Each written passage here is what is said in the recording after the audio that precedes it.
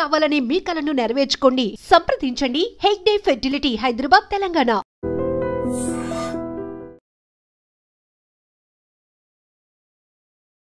భూకంపం ఈ మాట వింటేనే భయపడిపోయే సిచ్యువేషన్కి వచ్చినాం. ఎందుకంటే మొన్న మయన్మార్లో జరిగిన ఇన్సిడెంట్ని ఎవరు మర్చిపోలేదు. మయన్మార్ ఒక్కటే కాదు, ఆ తర్వాత ఈ భూకంపం డెఫినెట్లీ ఇంకో ప్రాంతాన్ని హిట్ చేయబోతోంది. దీనికంటే చాలా ఎక్కువగా తీవ్రతతోని మరో పెద్ద భూకంపం రాబోతోంది అని శాస్త్రవేత్తలే చెప్తున్న సిచ్యువేషన్ అయితే కనిపిస్తోంది.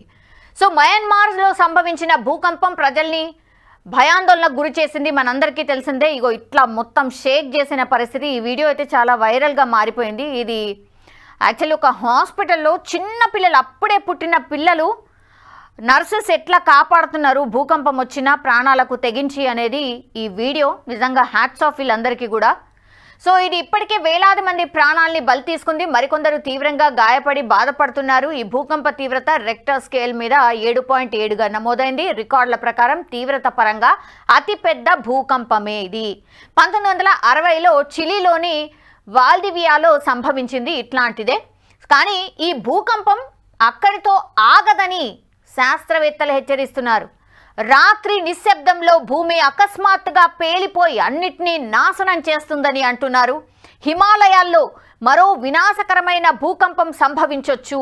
ఇది ఉత్తర భారతదేశంలోని పెద్ద ప్రాంతాలను ప్రభావితం చేస్తుంది అని ఒక ఎక్స్పెక్టేషన్ అయితే చేస్తున్నారు శాస్త్రవేత్తలు. ఇప్పుడు ఇదే భయాన్ని కలిగిస్తోంది. మయన్మార్లో ఒక శక్తివంతమైన భూకంపం సంభవించింది కాబట్టి దాని ప్రభావాలు భూకంప కేంద్రానికి దగ్గరగా ఉన్న మండలిలో మాత్రమే కాకుండా భారతదేశం, థాయిలాండ్ వంటి పొరుగు దేశాల్లో కూడా కనిపించాయి. ఎస్, మన భారతదేశంలో కూడా కనిపించింది. ఢిల్లీ, అట్లా మధ్యప్రదేశ్ కొన్ని ప్రాంతాల్లో అక్కడక్కడ భూమి కంపించింది. ఈ భూకంపం ప్రజలకు ప్రకృతి శక్తిని, ఏదైనా అత్యవసర పరిస్థితికి సిద్ధంగా ఉండాల్సిన అవసరాన్ని గుర్తు చేసింది. ఎస్, ఇది కూడా కరెక్టే. ఎందుకంటే మనం ప్రిపేర్డ్గా ఎక్కడ ఉంటాం, భూకంపం ఎప్పుడు వస్తుందో ఎట్లా తెలుస్తుంది. కొన్ని ఫ్లోర్ల హై టవర్ బిల్డింగ్స్లో చాలామంది ప్రజలు ఉండిపోయినరు. కొన్ని కొత్త బిల్డింగ్స్ అయితే ఇట్లా నేలమట్టం అయిపోయాయి. ఇట్లా మన కళ్ళ ముందటనే ఇట్లా పూర్తిగా నేలమట్టం అయిపోయిన పరిస్థితి. చాలామంది అందులో పాపం చిక్కుకొని చనిపోయారు కూడా.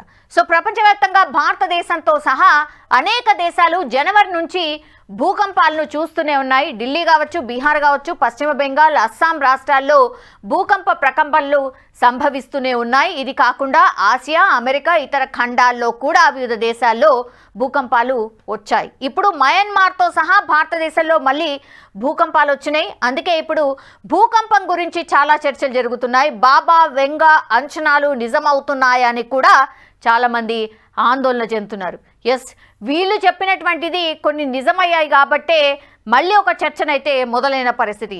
డిసెంబర్ 26, 2004 హిందూ మహాసముద్రంలో సంభవించిన భూకంపం భారీ సునామీ తరంగాలను సృష్టించి భారతదేశంతో సహా అనేక దేశాల్లో 2 లక్షల మందికి పైగా చనిపోయారు 2004లో. ఈ భూకంపం తీవ్రత రెక్టర్ స్కేల్ మీద 9.2, 9.3 మధ్య ఉండింది. ఇది 21వ శతాబ్దంలో అత్యంత వినాశకరమైన భూకంపంగా పరిణమించబడింది ఇప్పటి వరకు. సో అతిపెద్ద భూకంపం వస్తోంది. కానీ ఎప్పుడు? ఎగైన్ హెచ్చరిక వస్తోంది. అతిపెద్ద భూకంపం సంభవించబోతోంది. అది ఎప్పుడు అనే చర్చ ఇప్పుడు స్టార్ట్ అయింది. శాస్త్రవేత్తలు కూడా అదే చెప్తున్నారు. భూకంపం అతిపెద్దది రాబోతోంది. ఏది 2004లో ఏదైతే 9.2, 9.3 మధ్య ఏదైతే రెక్టర్ స్కేల్ మీద నమోదైందో అట్లాంటిదే అతిపెద్ద భూకంపం రాబోతోంది అని శాస్త్రవేత్తలు ఎక్స్పెక్ట్ చేస్తున్నారు. కానీ ఎప్పుడు? ఒక పెద్ద తుఫాన్ మనల్ని తాకుతుందని భూ విజ్ఞాన శాస్త్రవేత్తలు ఖచ్చితంగా అనుకుంటున్నారు. కానీ అది ఎప్పుడు జరుగుతుందనే దానిపై ఏకాభిప్రాయం లేదు. ఒరెగాన్ స్టేట్ యూనివర్సిటీకి చెందిన క్రిస్ గోల్డ్ఫింగర్, అతని సహచరులు 2060 నాటికి ఈ ప్రమాద ప్రాంతాల్లో వినాశకరమైన భూకంపం సంభవించే అవకాశం ఉంది. అది 37% దీని ప్రాబబిలిటీ ఉంది అని హెచ్చరిస్తున్నారు. హిమాలయాల్లో మరింత వినాశకరమైన భూకంపం తాకొచ్చు అని కూడా ఎక్స్పెక్ట్ చేస్తున్నారు. దీని ప్రభావంతో చండీగఢ్, ఢిల్లీ వంటి జనసాంద్రత కలిగిన నగరాలు, పొరుగున ఉన్న నేపాల్తో సహా ఉత్తర భారతదేశంలోని పెద్ద ప్రాంతాలపై పడొచ్చు అని ఎక్స్పెక్ట్ చేస్తూ ఉన్నారు. ఈ భూకంపం వల్ల సంభవించిన ప్రాణ నష్టం ఒక పెద్ద భూకంపం వల్ల సంభవించిన దానికంటే ఎక్కువ ఉంటుంది. దీనికి సంబంధించి స్పష్టమైన తేదీలు అందుబాటులో లేవు. ఇంత టెక్నాలజీ వచ్చింది, ఇంత టెక్నాలజీ పరంగా మనం చాలా డెవలప్ అయ్యాం, చాలా అక్యురేట్గా మనకి ఇన్ఫర్మేషన్ వస్తుంది అని చెప్పినప్పటికీ కూడా భూకంపాలు ఎక్కడ రావచ్చు, ఎప్పుడు రావచ్చు అనేది కూడా ఇప్పటికీ మనం తెలుసుకోలేకపోతున్నాం. సో ఫిలిప్పీన్స్లోని లుజోన్ ప్రాంతంలో మారికెనా వ్యాలీ ఫాల్ట్ సిస్టమ్ అనేది ఒక పెద్ద భూకంపాన్ని ఎదుర్కొనే మరో ప్రాంతంగా చెప్తున్నారు. దాదాపు 3000 చదరపు కిలోమీటర్ల జనసాంద్రత కలిగినటువంటి ప్రాంతం ఇది. ఇందులో రాజధాని మనీలా కూడా ఉంది. ఈ ప్రాంతంలో రెక్టర్ స్కేల్పై 7 తీవ్రతతో భూకంపం సంభవించవచ్చు. దీనివల్ల మృతుల సంఖ్య 1,00,000 దాటొచ్చని నిపుణులు చెప్తున్నారు. ఫిలిప్పీన్స్లో ప్రాబబిలిటీ ఎక్కువగా ఉంది. ఫిలిప్పీన్స్లో నెక్స్ట్ అతిపెద్ద భూకంపం రావచ్చు అని ఎక్స్పెక్ట్ చేస్తున్న పరిస్థితి అయితే కనిపిస్తోంది. ఇప్పుడు కేంద్ర సర్కార్ కూడా పూర్తిగా అలర్ట్ అయిపోయింది. ఈ భూకంప తీవ్రత చాలా ఎక్కువగా ఫ్రీక్వెంట్గా వస్తున్నాయి జనవరి నుంచి కూడా.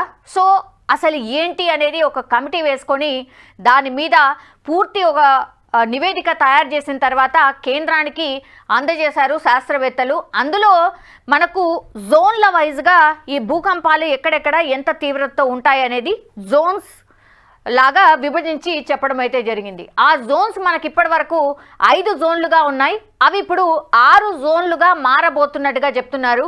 సో అవి ఏంటి తెలుసుకునే ప్రయత్నం చేద్దాం. బికాస్ ఇప్పుడు దేశంలో భూకంప జోన్లు మారుతున్నాయి.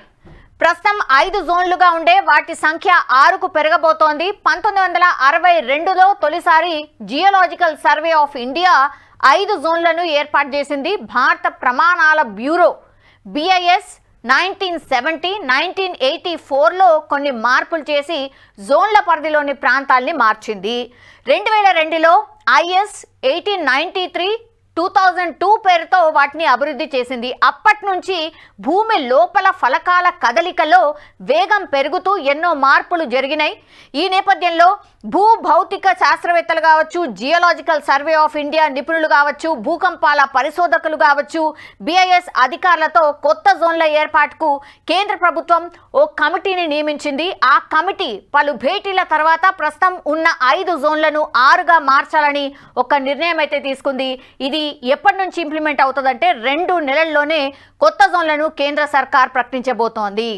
సో ప్రస్తుతం ఉన్నటువంటి జోన్లు రోమన్ నంబర్స్లో ఉన్నాయి. జోన్ 5లో అత్యంత ప్రమాదకరమైన భూకంపాలు సంభవించే ప్రాంతాలు, జోన్ 2లో అత్యల్ప ప్రభావం అంటే చాలా తక్కువ ప్రభావం ఉండే ప్రాంతాలు. కొత్త జోన్లకు ఇదే విధంగా రోమన్ నంబర్లను వాడాలా, పాత కొత్త మధ్య అయోమయాన్ని తొలగించేందుకు ఆంగ్ల వర్ణమాలలు అంటే ABCDEFలను వాడాలా అనే దానిపై ఇప్పుడు చర్చ అయితే జరుగుతున్న పరిస్థితి అయితే కనిపిస్తోంది. సో జోన్ల వారీగా ఒక్కసారి చూద్దాం.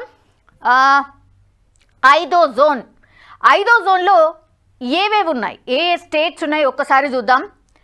5వ జోన్ పాత 5వ జోన్లో భూగర్భ ఫలకాల యాక్సిలరేషన్ 0.36Gగా ఉండేది. కొత్త జోన్ 5లో ఈ వేగం 0.333Gగా ఉన్నట్టు సమాచారం. దిగువ హిమాలయ ప్రాంతాల్లోని గంగా మైదానాలు కొంతవరకు 5వ జోన్లోకి వస్తాయి. ఇక్కడ కూడా రివర్స్ స్ట్రైట్ స్లిప్ ఫాల్స్ ఉన్న వాటి యాక్సిలరేషన్ తక్కువగా ఉంటుంది. రాజస్థాన్, పంజాబ్, ఢిల్లీ, ఉత్తరప్రదేశ్, బీహార్, పశ్చిమ బెంగాల్, గుజరాత్ రాష్ట్రాల్లోని కొన్ని ప్రాంతాల్లో ఈ జోన్లు ఉంటాయి.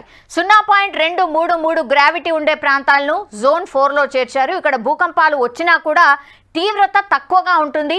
ఈ జాబితాలో న్యూఢిల్లీ, NCR ఢిల్లీ, పాట్నా, కోల్కతా నగరాలు ఉన్నాయి. జోన్ 3లో ఏమున్నాయి? జోన్ 3లో లక్నో, పాట్నాలోని కొన్ని ప్రాంతాలు, రాంచీ, భువనేశ్వర్, డామన్, ముంబై, ఏపీలోని అమరావతి, చెన్నై, పుదుచ్చేరి ఉన్నాయి. ఈ ప్రాంతాల్లో భూకంపాల తీవ్రత తక్కువగా ఉంటుందని నిపుణులు చెప్తున్నారు. ఆంధ్రప్రదేశ్లోని కోస్తాంధ్ర ప్రాంతాలు, తెలంగాణలోని భద్రాచలం, తమిళనాడులోని థేని, కేరళలోని శబరిమల, పెరియార్ అడవులు కూడా ఈ జోన్లోనే ఉన్నాయి. అంటే కొంత తక్కువగా ఎఫెక్ట్ అయ్యే ప్రాంతాలన్నమాట ఇవన్నీ కూడా. జోన్ 2లో తెలంగాణ ఉంది. మన తెలంగాణ ఎక్కడ ఉంది అంటే జోన్ 2లో ఉంది. తెలంగాణ రాష్ట్రంలో ఒక్క భద్రాచలం మినహా మిగతా ప్రాంతాలన్నీ గత జోన్లో మాదిరిగానే జోన్ 2లో ఉన్నాయి. ఇక్కడ భూగర్భంలో ఫలకం కదలిక కేవలం 0.07 గ్రావిటీతో ఉంటుంది. ఈ కారణంగా పెద్దగా ఆస్తి కానీ ప్రాణ నష్టం ఉండవని శాస్త్రవేత్తలు చెప్తున్నారు.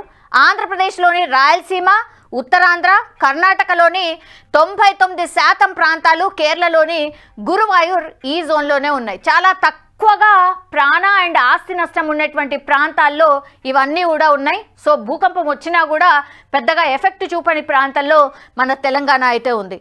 సో ఇట్లా జోన్ల వారీగా ఇవన్నీ విభజించారు కాబట్టి ఇప్పుడు 5 జోన్లుగా ఉన్నటువంటి భూకంప తీవ్రత ఎక్కడెక్కడైతే ఉంటుంది, డేంజర్ జోన్లో ఏవి ఉన్నాయి అనేది ఇప్పటి వరకు 5 జోన్లుగా విభజించుకొని ఇక్కడ ఎఫెక్ట్ ఉండొచ్చు, ఇక్కడ ఎఫెక్ట్ ఉండొచ్చు అనుకున్నారు. ఇప్పుడు దాన్ని 6గా చేయబోతున్నారు.